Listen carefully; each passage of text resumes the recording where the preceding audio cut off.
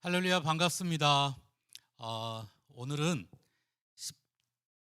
18이죠. 18 우리 철저한 제자로 부르시고, 그리고 19 그리스도의 논쟁에 대한 오늘 이야기를 좀 성도님들과 함께 나누고자 합니다. 이 내용은 마태복음에 대한 내용이에요. 우리가 지난 구약을 다 끝내고 또 신구약을 끝내고 또 지난 시간 우리 신약 개론이 끝나고 오늘 이 시간에는 마태복음에 대한 이야기를 하는데, 이 마태복음의 큰 주제를 따진다 그러면 바로 이 제자로 부르시는 것과, 그리고 우리 주님께서 이 땅 가운데 오셨던 그 이유, 바로 하나님의 나라거든요. 그래서 그에 대한 이야기들을 쭉 오늘도 설명해 보고자 합니다. 잠깐 기도하고 시작하도록 하겠습니다. 참 좋으신 아버지 하나님, 하나님의 크고 놀라운 사랑과 주의 은혜가 오늘도 주의 말씀을 통해 우리 가운데 드러나기를 원합니다. 오늘은 마태복음을 통해 주님께서 이 땅에 오셨던, 그리고 그 의미와 목적을 저희들이 살펴보기를 원합니다. 우리를 제자로 부르시고 이 땅 가운데 거룩한 하나님의 나라를 만들어가기를 원하셨던 하나님을 바라보기를 원하오니, 오늘도 주의 사랑을 통해 우리에게 견고한 믿음의 역사들이 임하도록 성령이여 도와주옵소서. 오늘 이 시간 오후에 피곤치 아니하도록 성령께서 공급하시는 새 힘을 얻을 수 있도록 주님 함께하여 주옵소서. 예수님의 이름으로 간절히 기도드리옵나이다. 아멘. 우리가 이 마태복음에 대해서 한번 좀 생각을 해보는데요, 우리 마태복음뿐만 아니라 사복음서에는 마태, 마가, 누가, 요한복음 총 4가지의 복음서가 있어요. 근데 이 마태복음은 누구를 위해 쓰여졌느냐? 바로 이 유대의 전통을 지키고자 했던 유대인들에게 쓰여졌다는 것입니다. 그리고 이 마가복음은 소수 공동체, 초기 유대인의 그 공동체에, 이 초기 공동체는 바로 그리스도인들이에요. 그래서 이 마가복음은 사복음서 중에서 제일 먼저 쓰여진 책이라고도 이야기를 하죠. 그래서 이 마가복음에는 어떻게 설명이 되어 있냐면, 사건에 대한 설명이 없어요.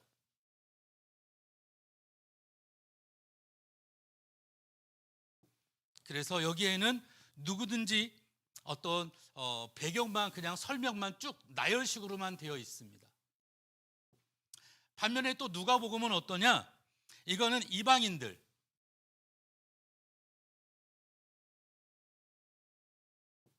헬라 지역의 로마에 있었던 바로 이 헬라인들, 믿지 않았던 사람들이 대상이었어요. 그래서 이 사람들에게 누구든지 믿기만 하면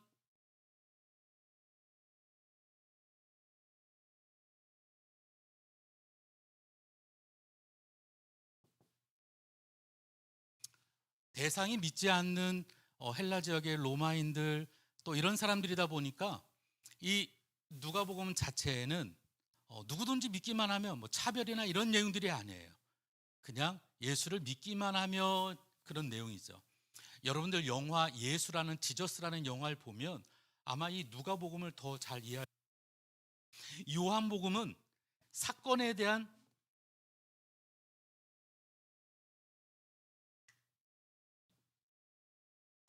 설명들이 쭉 오히려 더 첨가가 됩니다. 그래서 원래 이거는 어떤 의도가 있었고 이거는 의도가 어떤 것이고 라는 것들이 조금 더 명확하게 설명이 되죠. 가장 늦게 쓰여졌습니다. 이거는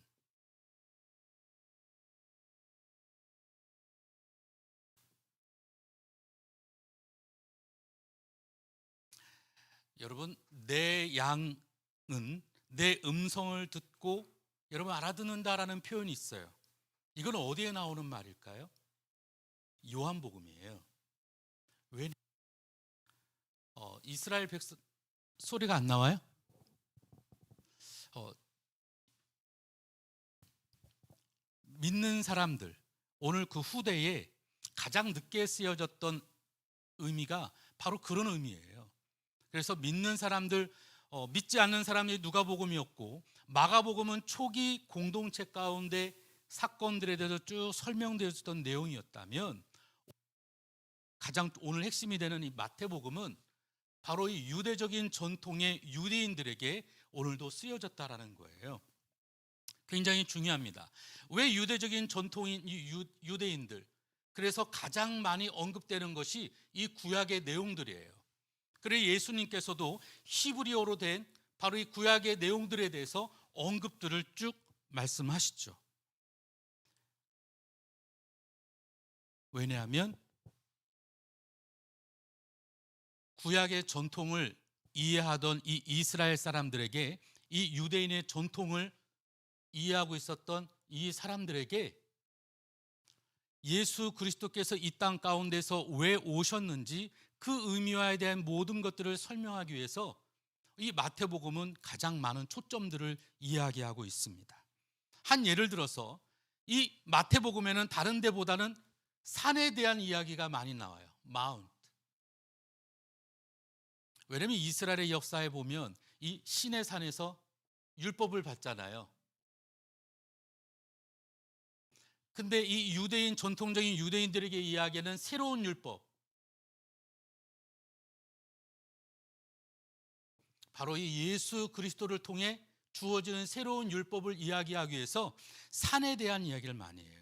변화산이라든지 헬몬산이라든지, 그리고 산 가운데 주어졌던 이야기들을 쭉 설명하는 것이, 왜냐하면 이 유대인들 사람들이 갖고 있었던 율법에 대한 전통이 산과 연관되어 있기 때문에 산에 대한 이야기들이 많이 나오는 것이 바로 이거죠. 반대로 누가복음은 들에 대한 이야기가 많이 나옵니다.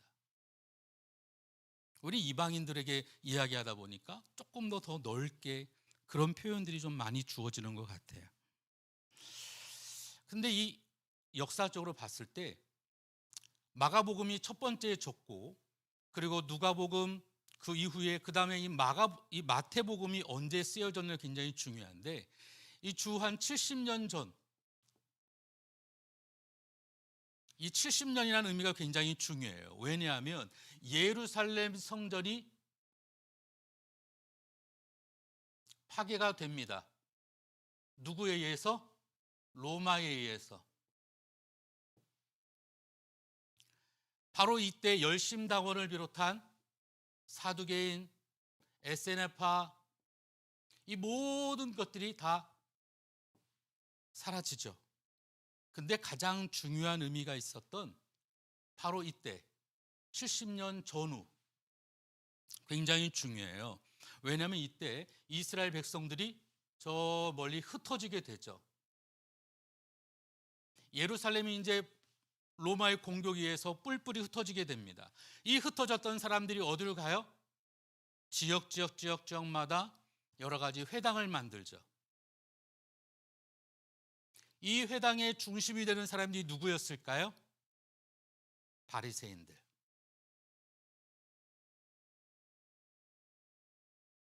이 바리새인들은 중요한 게 있어요. 그게 뭐냐면 이 율법, 하나님께서 주셨던 그 말씀이었던 이 구약의 율법뿐만 아니라 부전되어 내려오는 여러 가지 전통들, 계명과 이 전통에 대해서 굉장히 예민했던 사람들이었어요. 계명과 전통. 그러다 보니까 이 전통이라고 하는 것, 어떤 것이 있었느냐? 예를 들어서 율법 가운데 안식일을 거룩하게 지키라 그랬어요. 안식일. 그러면 이 안식일을 어떻게 거룩하게 지킬 거냐? 이거에 대한 것을 갖다가, 그러면 일을 하지 말아야 된다. 그러면 일을 하지 말라면 어떻게 할까? 소에게 먹이를 줘야 되느냐? 소는 누가 먹이는데, 누가 키우는데? 여러분 농담삼아 그런 얘기도 하잖아요. 그럼 이 소 키우는 것 어떻게 할 거냐? 먹이를 줘야 되느냐 말아야 되느냐, 심지어는 일을 하지 말라니까 밥은 어떻게 먹어야 되느냐, 밥 짓는 것도 일인데. 우리 어머님들은 식사하는 거 일이잖아요. 그죠? 남이 사주는 것만 먹어도 맛있다고 그러는데 이 밥 짓는 것도 그러면 일이 되니까 어떻게 하느냐, 이런 것들을 갖다가 세분화시키는 거예요. 그래서 나중에 우리가 마태복음에 나오면 이 바리새인들과 사사건건 부딪히는 이유들이 바로 이런 거예요. 예수님은 율법에 대해서 이야기하고 있는데 이 사람들은 전통에 대해서만 이야기하다 보니까 부딪힐 수밖에 없는 거예요. 그래서 예수님은 율법을 폐하려는 것이 아니라 어떻게 해요? 완성하러 오셨다라고 이야기하죠. 오늘은 전체적인 분위기들이 바로 이렇습니다. 그래서 오늘 우리가 유대인에게 친숙했던 이 율법을 바로 이 유대인들에게 바로 예수 그리스도께서 이 땅 가운데 오실 때 왕으로서, 그분이 왕으로서 오시는데 이분이 바로 메시아고 하나님의 아들임을 이야기하고 있다라는 거예요. 우리가 좀 더 자세하게 좀 살펴보도록 하겠습니다. 마태복음은 가장 중요한 포인트가 있습니다. 우리 저기 한번 좀 보여주시겠어요? 조금 더 크게 보여주시면 더 좋겠습니다.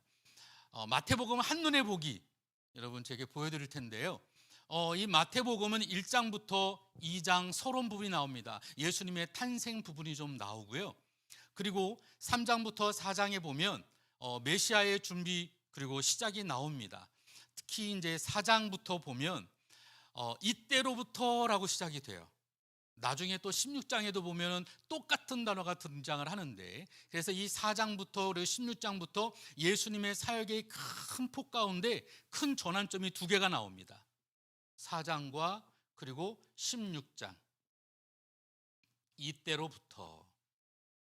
자, 그리고 난 다음에 5장부터 7장까지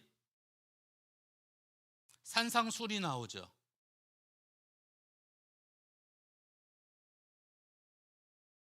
원래 이 마태복음의 구조는 크게 5가지의 구조가 있습니다. 모세 오경을 따서 마치 꼭 구약에 아까 얘기한 것처럼 이스라엘 백성 그 유대인들이 갖고 있었던 그 율법에 대한 그 이해를 높이기 위해서 마치 꼭 토라, 여러분 우리 배웠잖아요. 그것처럼 예수님께서 크게 5가지의 설교를 해요. 첫 번째가 산상수훈 5장부터 7장이고요. 두 번째가 기적을 행하시는 그 표현들이 나옵니다.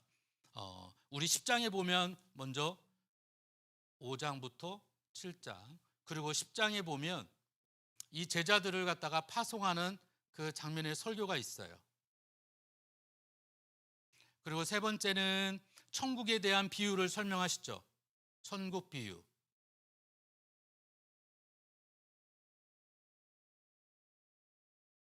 13장. 그리고 네 번째가 하나님 나라 공동체에 대해서 18장.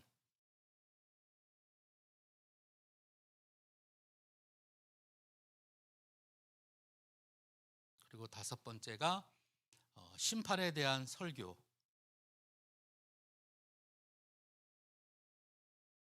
24장부터 25장까지. 이렇게 5가지의 줄기 가운데 큰 설교가 있고요. 나머지는 내러티브 이야기들이 중간중간 이렇게 들어가 있는 거예요. 그래서 이 마태복음은 가장 중요한 이 핵심이 바로 이 5가지입니다. 바로 이 5가지 속에서 오늘 여러분 교재에 보면 그렇게 시작을 해요. 마태는 예수님의 출생에부터 시작해서 그의 고난으로 마치게 되는 이 책을 구약 성경의 첫 5책인 토라와 같이 5부분, 5부분이 뭐라고 그랬어요? 설교예요. 이 5가지 설교를 가지고 적절하게 나누는데 부분마다 2가지 요소가 있어요. 첫 번째는 활동하시는 예수님, 그리고 두 번째는 예수님의 가르침 또는 그의 행위에 대한 해석이나 설명이 그리고 여기에 보면 이 설교가 끝날 때마다 예수님께서 말씀을 마치시니라고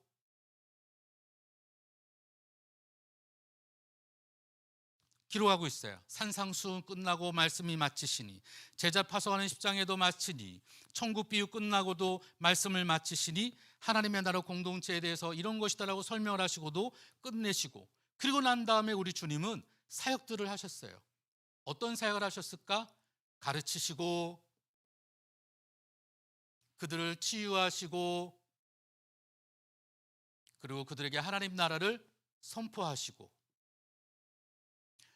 오늘 우리가 이 하나님의 말씀을 볼 때 바로 이 마태복음은 이와 같이 유대인 공동체에 대해서 철저하게 말씀을 하고 있다라는 거죠. 좀 더 자세히 한 번 더 살펴보는데 이 가르침의 핵심이 바로 뭐냐?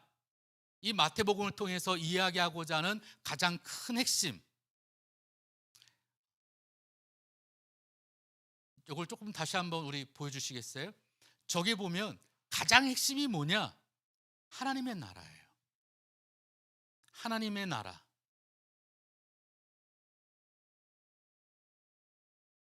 하나님의 나라. 이 하나님의 나라 가운데 여러분 가기 위해서 첫 번째가 회개에 대한 이야기를 쭉 하고 계세요.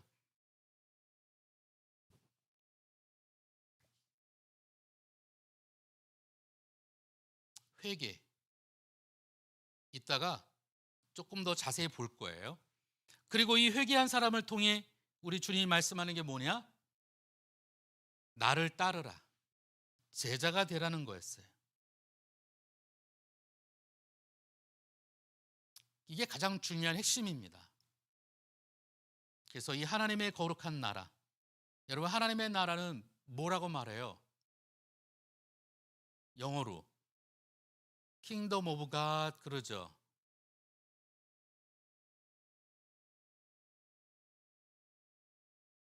때로는 Kingdom of Heaven이라고도 말해요. 오늘 성경에는 천국에 대한 이야기를 했는데 이 heaven, 천국 그러면 사람들이 생각하기를 죽어야지만 간다고 생각을 해요. 그죠? 죽어야지만 간다고 생각을 해요. 그런데 이 땅 가운데 세상의 높고 높은 보좌를 버리고 우리 주님이 어떠셨어요? 친히 우리 가운데 오셨잖아요. 하나님이셨던 그분이 우리 가운데 임재하셨어요. 이게 하나님의 나라 아닐까요? 아니 그분이 오시는데 우리가 그분한테 가면 여러분 죽어야 가는 게 사람들은 천국이라고 생각을 했어요. 그런데 그분이 우리한테 오셨잖아요. 그러면 우리 주님이 계신 그곳이 천국 아니겠어요? 죽어야만 가는 것이 아니라 우리가 주기도문에 뭐라고 말해요? 하늘에 계신 아버지여 이름이 거룩히 여김을 받으시오며 그 다음에 나라에 임하옵시며 3번 뜻이 하늘에서 이루어진 것처럼 땅에서도 이루어지기를 원한다라고 했어요. 그러면 하나님의 거룩한 나라가 어때요? 그 이름이 거룩해지는 거잖아요. 첫 번째가. 그리고 두 번째는 뭐예요? 나라에 임하시는 거 아니겠어요? 근데 그 나라가 어때요? 우리 주님이 오셨잖아요. 제자들을 부르셨어요. 하나님의 거룩한 나라를 설명하십니다. 비유를 통해 10가지를 통해 설명하셨어요. 그리고 치유도 하시고 병든 자가 일어나고 그리고 각종 모든 것에 대해서 주님께서 친히 이것 하나하나마다 데리고 다니시며 가르쳐 주셨어요. 그리고 그 뜻이 이루어진 것처럼 이 땅 가운데서도 이루어지이다. 사람들이 천국 그러면 어떤 장소에 대해서만 사람들이 생각해요. 죽어야만 가는 장소. 근데 우리 주님은 이 하나님의 거룩한 나라가 장소가 아니라 통치에 대한 이야기를 하고 있어요. 통치.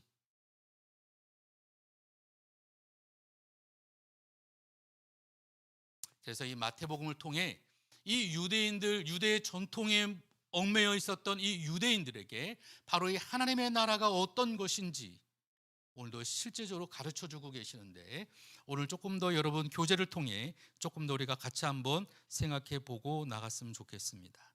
자, 오늘 첫 번째 성경의 가르침에 대해 이야기해요. 마태복음의 서두에 마태 이렇게 선언합니다. 아들을 낳으리니 이름을 예수라 하라. 이는 그가 자기 백성을 그의 죄에서 구원할 자이심이라. 즉 다윗의 자손 예수는 인류의 구원자로 이 세상에 오셨다라는 것. 그래서 이 마태복음은 제일 첫 번째 뭐로 시작하냐면 족보에 대한 이야기로 시작을 해요. 족보.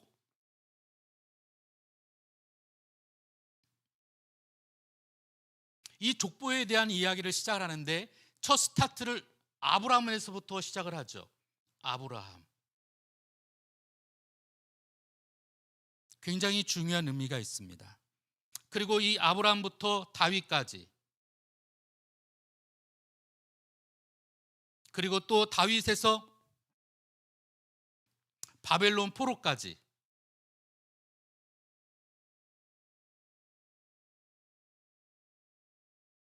그리고 이 바벨론 포로에서부터 그리고 예수 그리스도까지,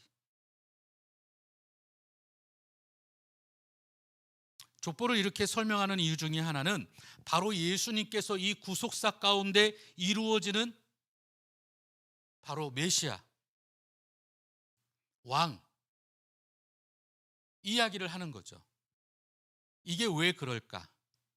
이 마태복음에 구약에 있었던 모든 것들을 정리하면서 첫 번째로 왜 이 마태복음을 넣었을까? 그것은 이 유대인의 전통 가운데 얽매여 있었던 바로 이들에게 바로 예수 그리스도가 이 왕 되시고 그리고 구원의 여정들을 완성하실 바로 정통성에 대한 이야기를 하는 거예요. 다시 말하면 아이덴티파이, 정체성. 이분이 누구시냐? 왜냐하면 율법을 폐하는 게 아니라 완성한다고 하니까 바리새인들이 말해요. 야, 이 사람이 누구냐 도대체? 누가 이런 권위를 주었어? 네가 뭔데라고 이야기를 합니다. 그 이유가 있어요. 왜? 이 분만이 바로 이 율법을 완성하고 그리고 구원을 주시는 분이심을 이야기하기 위해서 그랬다라는 거죠. 그래서 마태는 그의 유대인 독자들에게 예수께서 다른 어떤 누군가도 아닌 바로 그의 백성 이스라엘에 우선하여 오셨다라는 것들을 이야기하고 있다라는 겁니다. 그래서 예수님은 바로 그 가운데서 이스라엘 백성들에게 나를 따르라 부르시고 있다라는 거예요.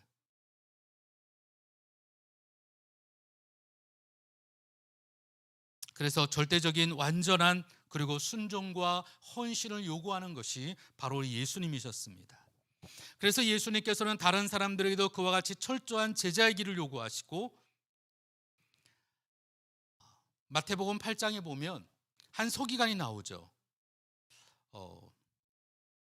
뿐만 아니라 8장 이후에도 보면 어떤 사람이 연로하신 아버지가 돌아가실 때 그 부르시는 또 그 내용도 또 나와요. 여러 장면들이 쭉 나옵니다. 또는 부자 청년에 대한 이야기도 나와요.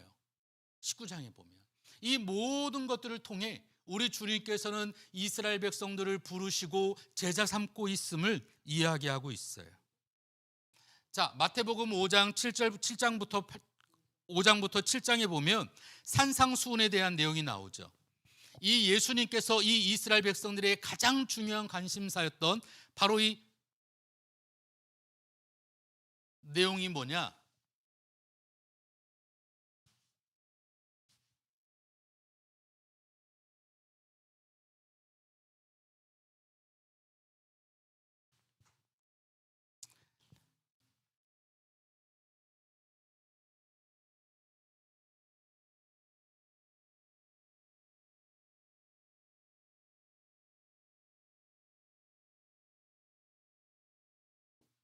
하나님의 거룩한 의에 대한 이야기를 합니다. 하나님의 의.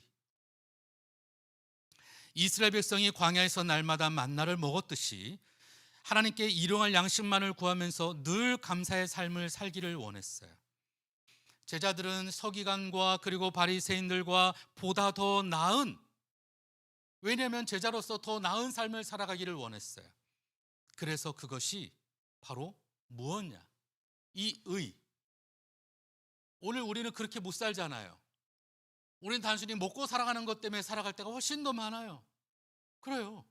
그러다 보니까 예수님께서 뭐라고 말하느냐? 4장 17절. 굉장히 중요합니다. 제가 아까도 얘기를 했는데 마태복음 4장 17절. 이제부터 시작이 되는 거예요. 이 마태복음의 가장 큰 축이 있는데 바로 이 첫 번째 축이 마태복음 4장 17절입니다. 이때부터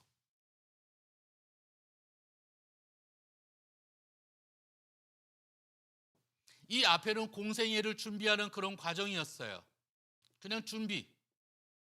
탄생서부터 쭉 나오고 그리고 이 4장 17절부터 이때부터 시작합니다. 뭐라고 말해요? 회개하라.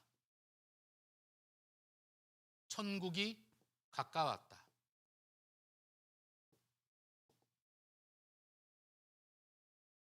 우리 힘으로는 할 수가 없기 때문에 회개하라는 것이죠. 회개란 단순히 자신의 잘못을 고백하고 후회하는 것이 아니라 가던 길을 멈추고 돌아서는 것을 의미해요. 즉 방향을 바꾸는 것이죠. 새로운 방법으로 시도하고 그리고 사고하고 우리가 모든 것들을 변화시키는 것을 의미합니다. 그래서 새로운 의라고 하는 것은 기존에 갖고 있었던 이스라엘 백성들이 갖고 있었던 전통적인 의, 율법을 지키고 그리고 전통을 지키는 것이 아니라 우리가 어떻게 살아가야 하느냐, 새로운 우리 주님께서 이 의에 대해서 얘기하는데 바로 회개하라는 것이었어요. 이것을 여러분 그려보세요. 메타노이아라는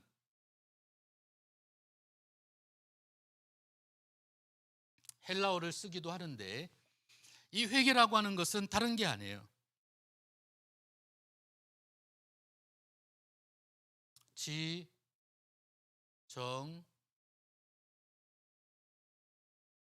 우리 삶의 전체 전 인격적인 변화를 요구하는데 우리가 깨달아야 된다는 거예요. 잘못을 알아야 한다는 거예요. 이 이스라엘 백성들을 통해 우리 주님께서 요구하시는 것은 바로 우리가 잘못된 우리 믿음의 습관들, 유대인의 이 전통들, 아니 율법을 지키는 건 당연해요. 모세오경을 통해 주어진 하나님의 말씀을 지키는 건 당연해요. 그런데 본인들이 만들어 놓은 이 구전된 여러 가지 전통들에 따라서 그걸 올만해서 그 안에 갇혀서 살아가는 거예요. 사람이 죽어가도 안식일을 지켜야 되니까, 이러면 안 되니까 그 사람 구원하면 안 돼, 구해주면 안 돼. 운동에 빠져서 살려달라고 하는데도 이건 일하는 거야, 나는 도움 안 돼, 기다리시오 내일 내가 와서 도와줄게.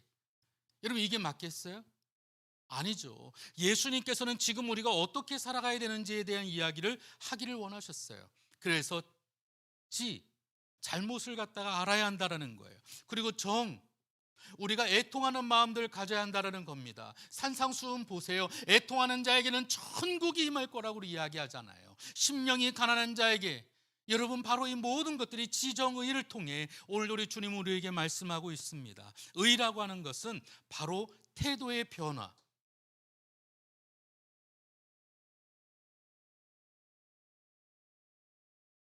우리가 깨닫고 아는 것을 넘어서서 여러분 이 변화하는 것이 굉장히 중요합니다. 한 예를 들어서 마태복음 21장에 보면 어떤 아버지가 두 아들과 함께 밭에 나가서 일을 하라고 하는 것을 이야기해요. 마태복음 21장에 두 아들과.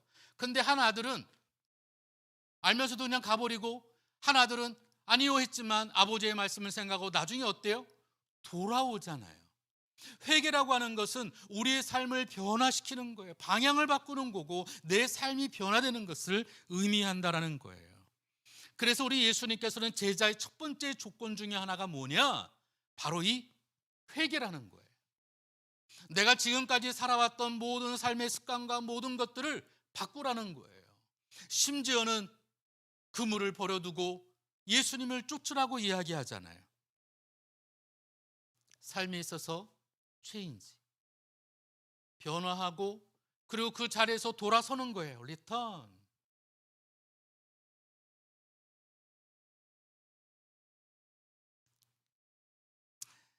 자, 그리고 난 다음에 이 두 번째, 이 선교에 대한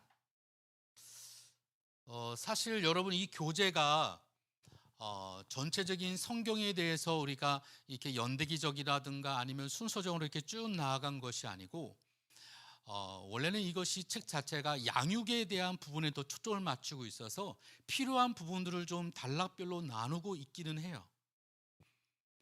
그래서 전반적으로 제가 이제 공부를 해보고 설명을 하면서 조금 아쉽다라고 하는 생각도 여러분들도 동일하게 느끼실지 모르겠어요. 이 선교라고 하는 부분, 오늘 이 교재 가운데 첫 번째 이 선교 부분은 바로 단순히 제자라는 문제를 넘어서서 무언가를 행하도록 부름받은 존재라는 거예요. 무언가, 우리가 어떤 것을, 왜냐하면 우리 주님께서도 이 땅 가운데 오셔서 가르치시고 그들을 갖다가 고치시고 그리고 하나님의 나라를 선포하셨잖아요. 끊임없이 우리 주님도 일하고 계셨거든요. 믿음의 공동체는 반드시 맡겨진 사명을 수행하고 그렇게 역사가 되어져야 해요. 그래서 오늘 성경에 보면 마태복음 8장에 보면 기적을 행하시는 하나님이 나오죠. 이 수많은 기적들이 나옵니다. 나병 환자가 나오고 그리고 백부장의 하인을 고쳐주고 베드로의 장모의 열병을 고쳐줍니다. 그랬더니 어때요? 그 가운데 우리 예수님께서 이 제자들을 만나시고 나를 따르라고 그러시잖아요. 뿐만 아니라 풍랑을 잔잔하게 하시고 귀신 들린 두 사람을 만나고 중풍병 환자들을 만납니다. 그리고 어때요? 수많은 또 맹인과 그리고 귀신 들려 말 못하는 사람들을 고쳐주죠. 이런 모든 그 과정들 가운데 중간중간 우리 주님께서 나를 따르라 말씀합니다. 우리 주님께서도 끊임없이 일하시며 그 모든 지경들을 갖다가 행하고 일하고 계셨음을 볼 수가 있죠. 기름 부음을 받으신 예수님은 하나님의 선교를 인간의 삶과 경험 안에 가져오기를 원해서 이 땅 가운데 오셨어요. 하나님의 나라는 이미 이 땅 가운데 실현됐다는 거예요.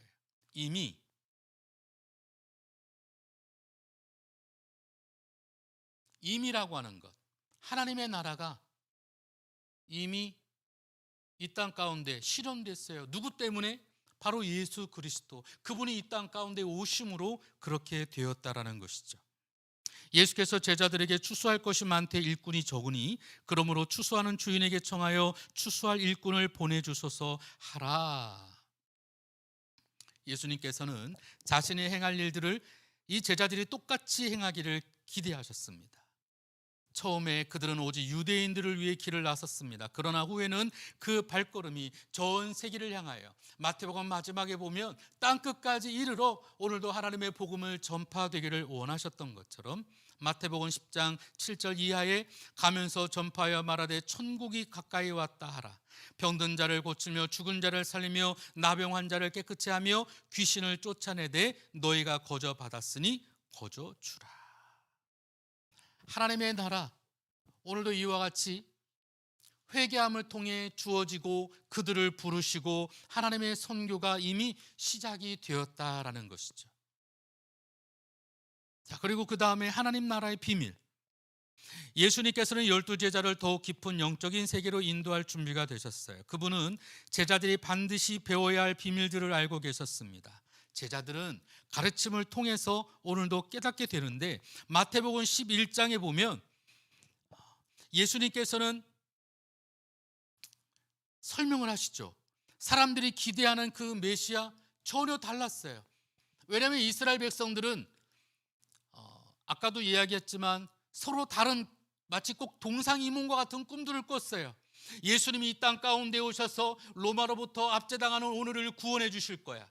똑같은 구원이었지만 오늘 어떤 사람들은 우리 힘들고 약하고 연약한 모든 것들을 삶으로써 도와주실 거야. 어떤 사람들은 예수님께서 병든 자를 고쳐주시는 모습을 보면서 우리의 삶으로부터 구원해 주실 거야. 많은 사람들이 동상이 몸처럼 꿈을 꿨습니다. 그런데 우리 주님은 회개하라, 천국이 가까워 왔다. 그러면서 하나님의 거룩한 나라가 어떤 나라가 되어야 되느냐? 제자로서 우리의 삶을 돌이키고 주님 앞에 따라가고 우리의 삶의 변화가 있어야 될 것이다 이야기를 합니다. 하나님의 나라는 바로 그런 것이었습니다. 우리 예수님께서 가지고 계셨던 하나님의 나라, 우리가 제자로서 그 삶을 따라간다고 하는 것은 결코 쉬운 것이 아니에요. 유대인 랍비들은 율법을 말할 때 멍에라고 하는 단어들을 많이 썼다고 그래요.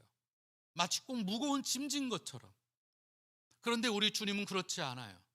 우리에게 주어지는 그 구원의 그리고 우리가 제자로서의 삶은 오늘도 마치 멍에로서 무거운 것도 있겠지만 그러나 우리의 모든 것을 대속하시고 이끌어가신 그분께 맡기며 나아가는 가볍고 쉬운 것도 있을 수 있어요.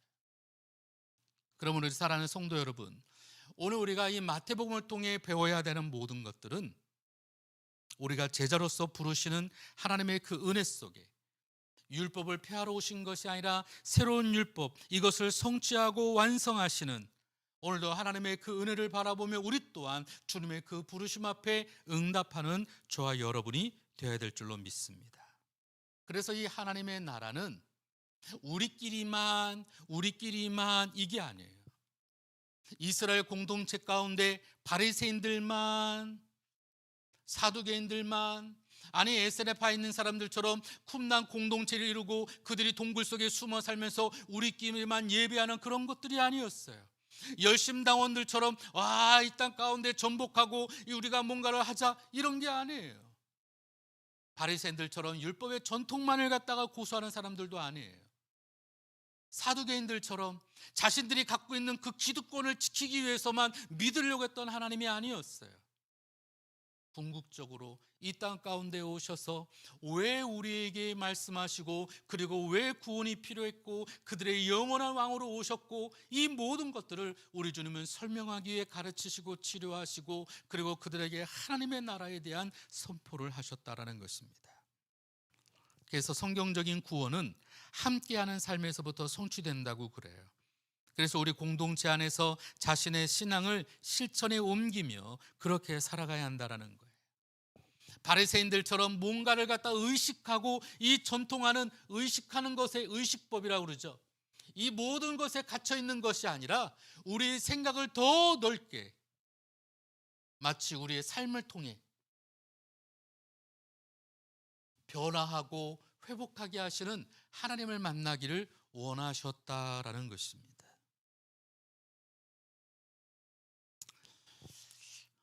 그래서 예수님은 단순히 먹고 마시는 그런 관계가 아니라 어떤 의식보다는 관계성에 더 중요시 여기셨는지도 모르겠어요. 그래서 그 관계성, 때로는 병든 자들과 함께 하니까 바리새인들이 막 뭐라고 욕도 하잖아요. 아니, 어떻게 저럴 수가 있어? 하지만 우리 주님은 그걸 개의치 않으셨습니다. 심지어는 죄인들과 함께하고 또 세리와 함께하고, 이 바리새인의 입장에서는 그럴 수가 없는 거예요. 이 전통을 중요시 여기다 보니까,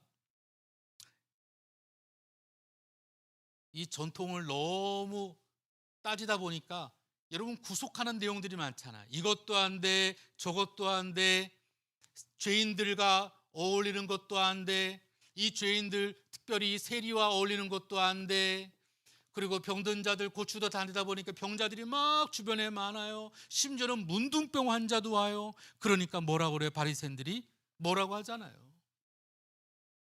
그럼에도 불구하고 우리 주님은 이 모든 것들을 품으시고, 그리고 그 모든 사람들을 구원하시기 위해 십자가의 모든 것들을 또한 지시는 것도 그분은 마다하지 않으셨습니다. 십자가.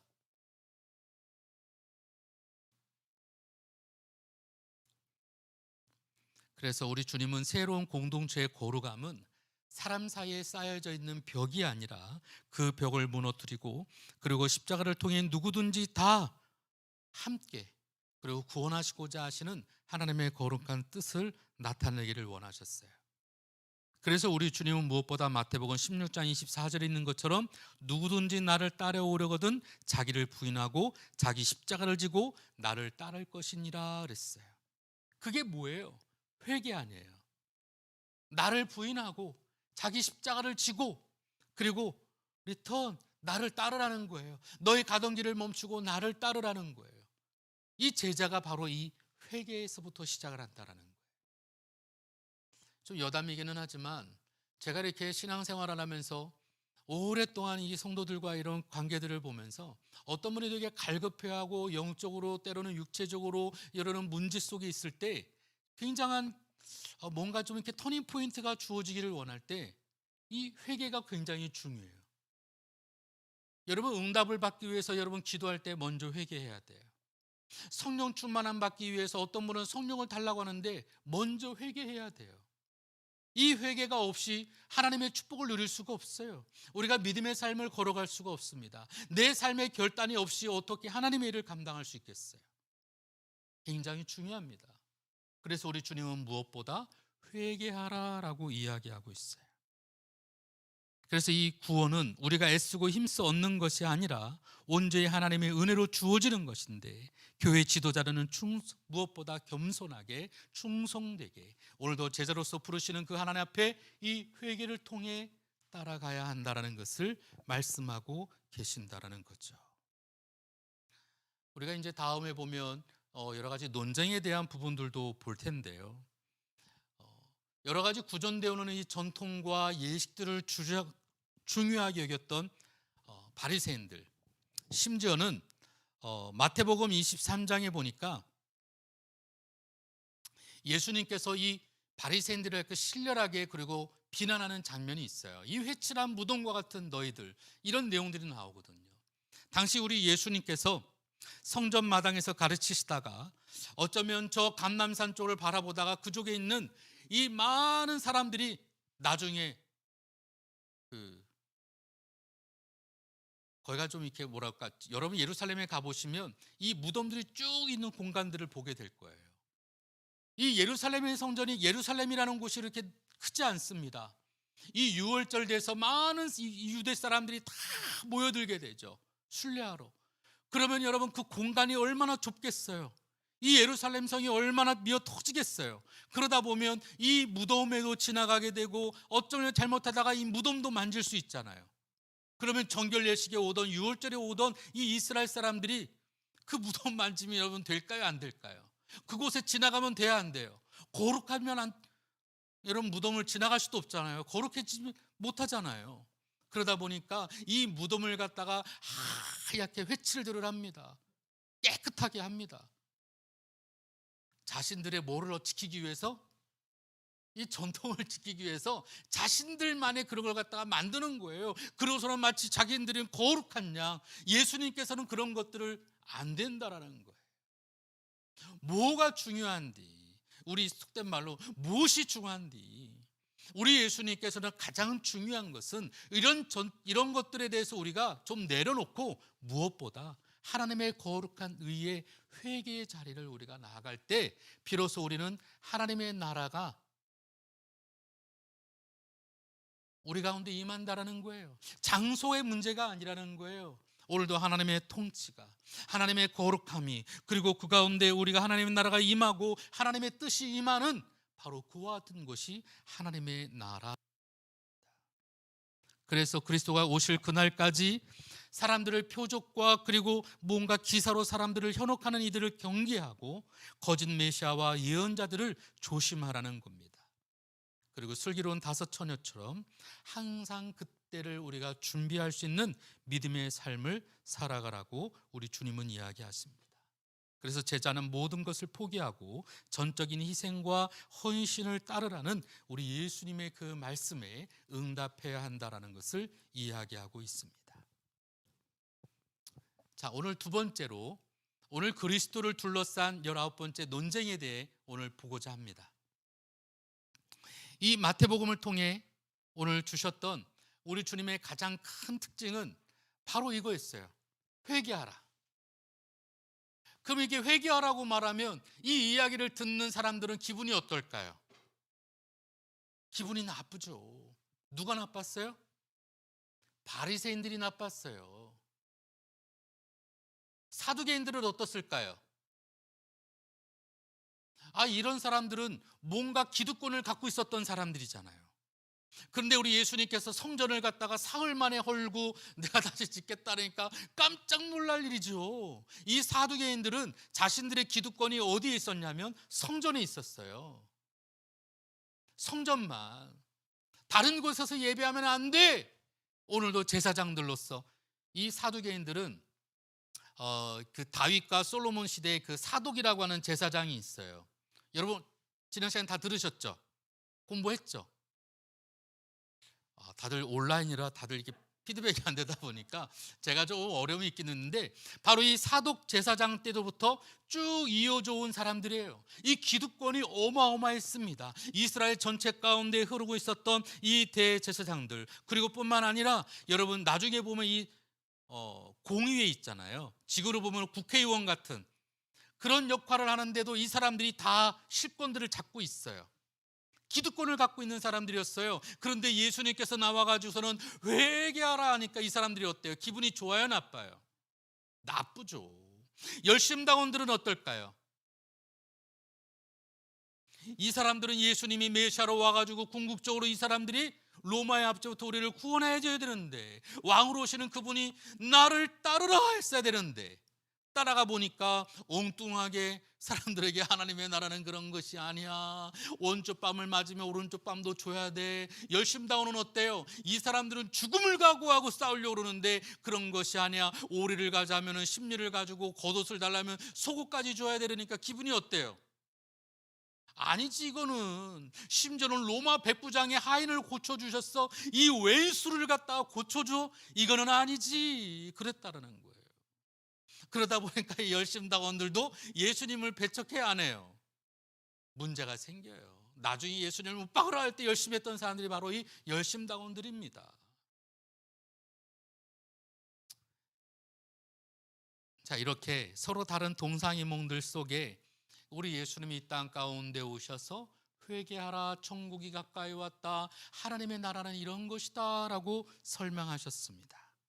그러다 보니까 누구든지 율법에 구체적으로 제시된 대로 하나님의 뜻을 행하려 한다면 당연히 율법주의자가 될 수밖에 없는데, 이 바리새인들이 가지고 있었던 이 율법에 더해서 구전되어 오는 말씀들을 자꾸 전통을 자꾸 세우고 세부 수칙들을 세우며 그것이 마땅 제일 중요한 것이냐, 나중에는 심지어는 이 모세의 율법보다는 이 규칙들이 더 중요해진 사람들이 바리새인들이었어요. 그래서 우리 예수님이 이 사람들을 그 외식하는 자디어라고 우리 주님은 더 야단을 치셨는지도 모르겠습니다. 그래서 예수님께서는 이 땅 가운데 오셔서 무엇이 옳고 무엇이 그른지, 율법을 지켰느냐 안 지켰느냐, 오늘 이 전통을 지켰느냐 안 지켰느냐, 이 문제가 아니에요. 우리가 어떻게 삶의 방향을 갖고 산상수훈처럼 우리가 어떤 목적의 하나님의 뜻을 이루며 살아가야 할 것이냐, 그것이 더 중요하다고 이야기를 하셨다라는 거예요. 그래서 이런 모든 과정들 가운데 이 여러 가지 많은 사람들은 사실 우리 예수님이 그렇게 탐탁지가 않았어요. 이 이스라엘의 평범한 암하레츠라고 하는 평범한 사람들, 평민들은 모르겠어요. 그런데 오늘 이스라엘의 이와 같이 바리새인들과 사두개인과 또 에센에 또 숨어 살던 이런 사람들, 왜냐면 이런 사람들하고는 좀 달라요. 예수님의 모습하고는 좀 다르죠. 열심당원들이 정말 많이 달랐어요. 그럼에도 불구하고 그 사람이 죄인이었든 아니었든 이 땅을 구원코자 하셔서 또 그들을 위로하시고 품으셨던 우리 예수님의 사역은 단순히 이 많은 사람들하고는 당연히 싸움이 될 수밖에 없었습니다. 자, 한 번 더 보겠습니다. 자, 우리 예수님께서 이 긴장 관계는 태어나실 때부터 시작이 되어졌어요. 동방인 박사들이 와서 이 헤롯 대왕에게 묻습니다. 유대인으로 나실 이가 어디 계십니까? 아니, 이스라엘의 왕이니까, 헤롯 대왕이 당시에는 왕이었으니까 뭔가 메시아로 오실 저 별을 따라와가지고 이렇게 만나게 됐어요. 이 왕이 누군지 아십니까? 그랬더니 헤롯 왕이 깜짝 놀라죠. 그래서 아이들을 다 죽이려고 하죠. 상황이 이렇게 되어졌습니다. 심지어는 나중에 이 헤롯 대왕이 죽고 난 다음에 자신의 아들들에게 나라를 갖다가 이렇게 나눠서 이렇게 다스리게 합니다. 그걸 분봉왕이라고 그래요. 우리가 잘 알을 게 헤롯 대왕이 있어요. 대자가 붙은 거는 통으로 갔다는 양이에요. 그리고 분봉왕, 이게 한 나라를 갖다가 나눠서 다스렸다는 얘기거든요. 갈릴리부터 뚝 사해바다가 있고 예루살렘이 있습니다. 여기 위에 갈릴리가 있고 가버나움이 있고 쭉 있어요. 그런데 여기 보면은 그 아들이었던 헤롯 안디바, 이 갈릴리를 출입한 이런 곳들을 다스렸어요. 그리고 다른 아들은 또 예루살렘, 또 여기 쭉 나누어서 이렇게 다스리게 되죠. 이 분봉왕이었던 헤롯 안디바, 나중에 예수를 갖다가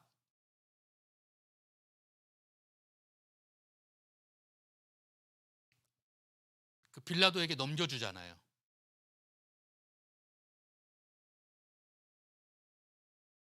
어쨌든 이 헤롯 가문과 더불어 예수님도 만만치 않은 관계였어요. 심지어 예수님께서는 피해가지고 저기 애굽까지 갔다 오잖아요. 이 모든 것들이 다 그렇습니다. 우리가 태어날 때서부터 바로 예수님은 이스라엘의 강력한 지배자였고, 그리고 로마 제국의 대변인이었던 이 헤롯 왕가와 유대인의 참 통치자로서 다윗 왕의 계승자요 하나님의 아들이라고 하는 바로 이 예수님이 대비되어졌을 때, 이거는 경쟁 구도가 될 수밖에 없었어요. 처음부터, 탄생 자체부터.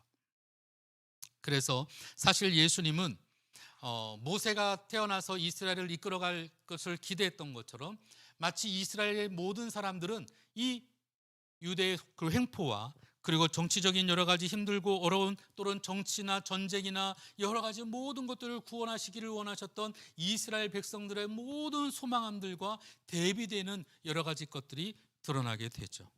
그래서 예수님의 탄생 자체가 바로 이 논쟁으로부터 바로 시작을 하게 됩니다. 자, 예수님의 가르침은 즉각적인 논쟁의 대상이 됐어요.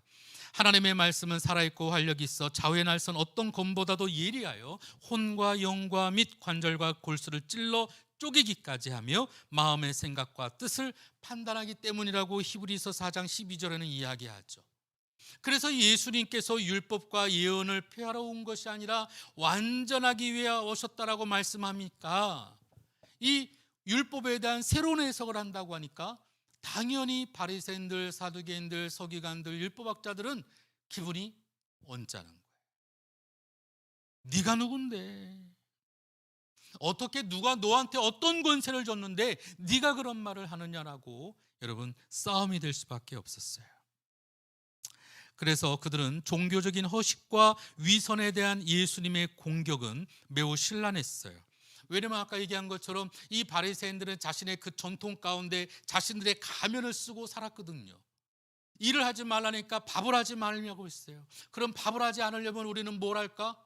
훨씬 더 비싼 석청을 먹는 거예요. 남들은 구할 수도 없는 그 비싼 석청을 먹으며 우리는 그렇게 일을 안 한다라고 자신 있게 삶을 살아간 거죠. 그리고 거리에 서서 우리는 금식하며 기도한다라고 자신 있게 또 그렇게 이야기를 해요. 여러분, 금식이라고 하는 것이 어떤 기도예요? 우리 흉악의 모든 결박들을 풀기 위해서는 여러분이 조용하게 여러분 기도해야 되는 것 아니겠어요? 나는 금식한다라고 여러분 외식하듯이 사람들한테 알리면서 말하는 것은 무슨 의미가 있겠어요? 그래서 우리 주님은 이런 종교적인 허식과 위선에 대해서 신랄하게 비판하셨어요. 또한 마태복음을 읽어보면 명예나 영광스러운 자리나 외적인 인정만을 추구하는 사람들에 대한 예수님은 통렬히 비난하셨어요. 성경에 보니까 마태복음 6장에 화 있을진저 그럽니다. 마태복음 23장을 보면은 아모스 여러분 보세요. 11조도 바쳐야 하지만 무엇보다 더 중요한 것이 뭐냐? 이 하나님의 의로움 속에 믿음으로 살아가기를 원하셨어요. 그래야 하나님의 나라를 볼 수 있다는 겁니다. 뿐만 아니라 예수님께서는 경제적인 생활의 우선순위도 뒤바꿔 놓으셨어요. 무엇을 입을지 무엇을 먹을지 사람들은 생각하지만 이 모든 것들은 다 이방인들이 구하는 것이라는 거예요. 그래서 먼저 그의 나라와 그 일을 구하면 우리 주님께서 마태복음 6장 33절에 이해하는 것처럼 하나님이 우리를 먹이시고 입히시고 우리의 모든 것들을 인도해 주신다라는 것입니다. 자, 우리가 아까 이야기했던 이 바리새파 사람들, 또 사두개인들, 에세네파 사람들, 또 열심당원들, 우리가 지난 시간부터 우리 계속 이 네 여러 가지 집단들의 쭉 이야기를 하는데 다소 아까도 설명을 했을 거예요. 바리새파 사람들은 하나님으로부터 나왔던 그 율법과 그리고 구전되어 있는 그런 것에 너무 중요시 여겼어요. 회당에서는 모세의 자리에 앉았고 성경을 해석하려는 권위가 있는데 우리 예수님이 자꾸 설명을 하시니까 부딪힐 수밖에 없었죠. 에스네파 이 사람들은 어떨까요? 세속에 여러분 갇히는 것을 싫어했어요. 본인들만의 세상이 있었어요. 그런데 우리 주님께서 구원에 대한 이야기를 하니까 맞지가 않았죠. 사두개파 사람들은 어땠을까요? 이야기한 것처럼 이 사람들은 기득권을 갖고 있는 사람들이었습니다. 성전 중심의 사람들이었어요. 그런데 우리 주님은 이 모든 것들에 대해서 누구 때문에? 예수 그리스도 때문에 구원을 얻고 우리 주님이 메시아라고 이야기하니까 자신들의 그 기득권에 대한 것들을 포기하기가 싫었죠. 그래서 싸울 수밖에 없었습니다. 자, 왜 예수님께서 이런 종교 집단들과 충돌하게 되었을까? 아브라함을 비롯한 선조들은 만민의 복이 위대해 복을 받았어요. 이스라엘은 열방의 빛이 되기를 원하셨어요. 그런데 이 선택되어 있는 이스라엘 백성들이 구약의 내용을 보고 있는 것처럼 교만해졌습니다. 근데 이 종교 집단을 갖고 있었던 바리새인들, 사두개인들, 에세네파 사람들, 열심당원들 다 똑같아요. 교만했어요. 자신들만이 옳다라고 생각을 합니다.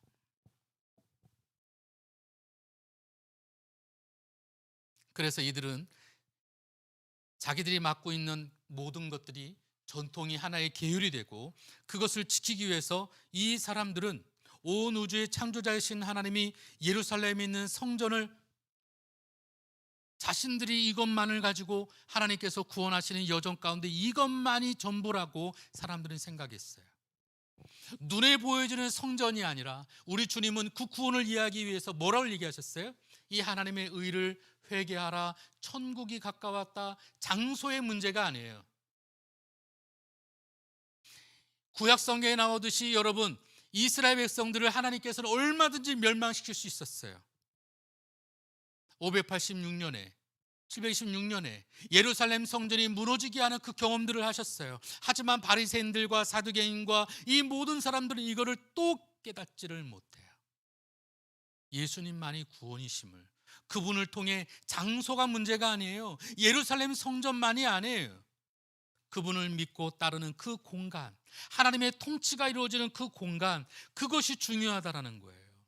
하나님의 통치, 그게 하나님의 나라임을 우리 주님은 이야기하고 계신다라는 것입니다. 그래서 변하지 않냐는 참된 사랑, 오늘 우리가 갖고 있는 의식의 문제를 넘어서서 우리 주님께서는 이 땅 가운데 오셔서 우리를 사랑하시고, 그리고 그로 인하여 우리가 구원이 되어지는 그 모든 여정의 것들을 이야기하고 계신다라는 것이죠. 자, 마태복음 16장 21절, 아까 4장 17절 이야기를 해드렸고요. 중요한 것, 시간도 여전히 또 원래 이 모든 것들이 참 시간이 부족하네요. 자, 두 번째, 아까 처음에 제가 마태복음 4장 17절 얘기를 했어요. 이때로부터,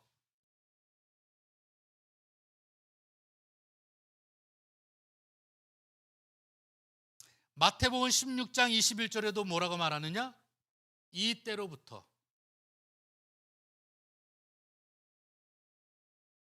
지금까지 우리 주님께서 하나님의 나라에 대한 이야기를 설명하셨어요. 왜 그렇게 비유를 들어서, 그리고 많은 사람들을 고쳐주고 그와 같은 기적을 행하시면서 하나님은 무엇을 말했느냐? 이때로부터 하나님의 나라에 대해서, 하나님의 통치에 대해서, 우리가 갖고 있는 외식하는 것, 우리가 갖고 있었던 모든 것들을 갖다 버리고 회개하고 돌아서기를 원하셨어요. 그래서 제자를 삼아서 이렇게 살아야 한다라는 것을 이야기하셨습니다. 그리고 난 다음에 마태복음 16장에 이때로부터 이야기하셨어요. 이때가 언제냐? 잘 보세요.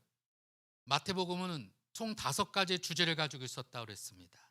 산상수훈, 그리고 제자들을 부르시고 파송하시고, 천국에 대한 비유를 이야기하시면서 하나님의 나라, 그리고 제자로서의 하나님의 부르심에 대해 이야기하셨어요. 그리고 난 다음에 여러분 중요합니다. 이게 4장에 나오는 거거든요. 제일 첫 번째, 이때로부터. 그리고 중간에 16장에 21절에 이때로부터 무엇을 요구하시느냐? 십자가 사건. 그리고 우리 주님께서 다시 메시아로서의 구원의 사명에 대해 이야기를 해요. 내가 죽어야 할 것에 대한 이야기를 합니다. 하나님 나라 공동체는 바로 이 예수의 십자가 사건을 통해 이루어질 것이라고 이야기를 해요. 유대인들의 그 전통처럼 갖고 있었던 이 예루살렘 성전의 그 휘장이 쫙 갈라지면서 누구든지 이 휘장이 갈라지면서 막혔던 담을 허무시고 오늘도 주님께 구하는 자마다 만나게 하셨던 그 사건의 역사가 이때로부터 이루어져야 할 것을 성경에 이야기하고 있다는 거예요. 이 마태복음의 가장 중요한 핵심입니다. 4장 17절부터 이때로부터 하나님의 나라에 대해서 부르신 것처럼 마태복음 16장 21절부터는 우리 주님께서 그렇게 이야기해요. 이 메시아로서 너희는 나를 누구라 하느냐? 가이사 빌립보에서 주님께서 물어보셨습니다. 그거는 바로 이 제자들이 예수님을 제대로 믿기를 원했어요. 제자들에게 메시아가 누군지, 구원의 그 완성을 이루기 위해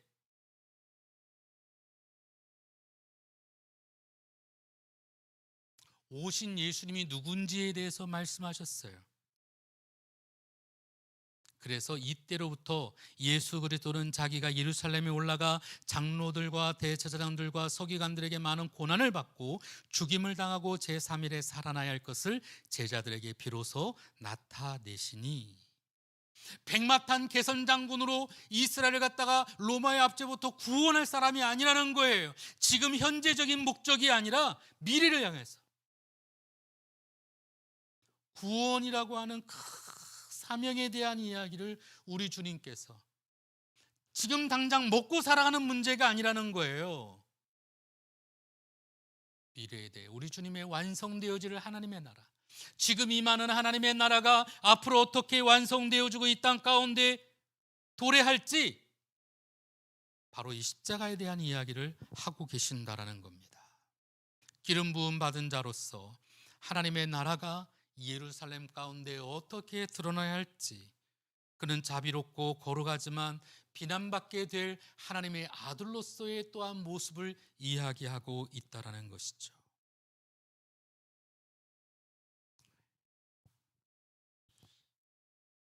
바리새인들은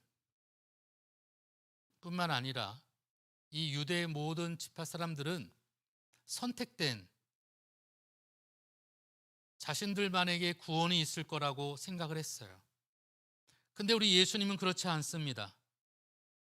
죄인이어도 세상의 모든 사람들이 다 구원을 얻을 수 있다라고 이야기해요.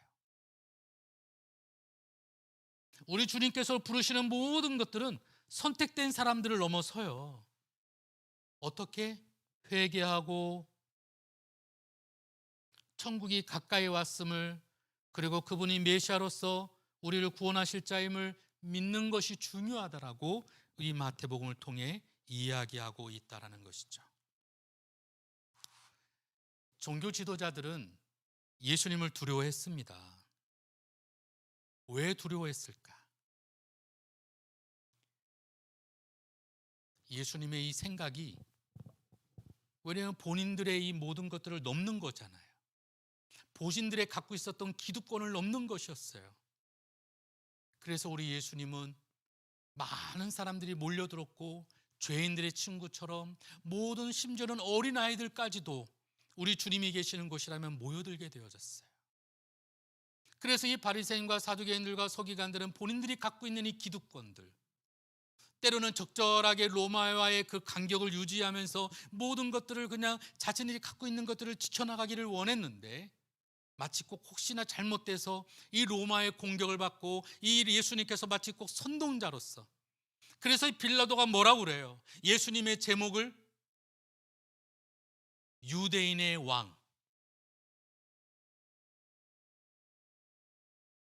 이 사람들이 마치 꼭 선동하는 것처럼, 그래서 제목을 갖다가 명패를 유대인의 왕이라고 쓰고 처형하잖아요. 십자가의 병을 받잖아요.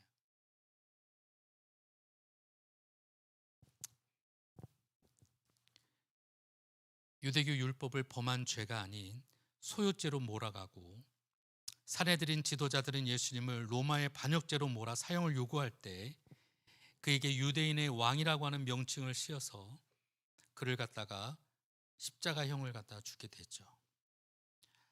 결국 우리 주님께서 이 땅 가운데 오셔서 목적하셨던 것처럼 그분은 자발적이고 희생적인 사랑으로 세상을, 모든 그 질서들을 정리하기를 원하셨습니다. 사랑을 경험하는 바로 제자라면 기만적이고 외식적인 삶이 아니라 주님과 같이 세상과 충돌한다 할지라도 기꺼이 오늘도 나 자신을 내어주고 제자를 삼고 세례를 주고 그리고 증거하고 치유하고 때로는 어느 곳이든지 공간을 넘어서서 선교하고 그리고 어떤 희생이 따른다 할지라도 주님과 더불어 나아가는 것을 주저하지 않는 삶이라고 생각을 합니다. 오늘 저와 여러분, 이 마태복음 오늘 공부를 통해 모든 것을 다 담을 수는 없을 거예요. 한 가지 여러분 꼭 기억해야 될 것, 그것은 바로 이 하나님의 나라예요. 하나님의 나라. 이 하나님의 나라는 바로 이 회개를 통해 이루어집니다. 회개한 자만이 우리 주님이 부르시는 제자가 될 수 있고 그 제자를 통해 하나님은 많은 일들을 꿈꾸며 이루어가실 줄로 믿습니다. 오늘도 이 성경 공부를 통해서 오늘 우리가 여러 가지 많은 부분들을 배우지만 가장 중요하게 여러분 기억해야 될 것은 하나님의 나라는 장소적인 개념이 아니라 우리 가운데 이루어지는 하나님의 통치임을 믿으시기를 바랍니다.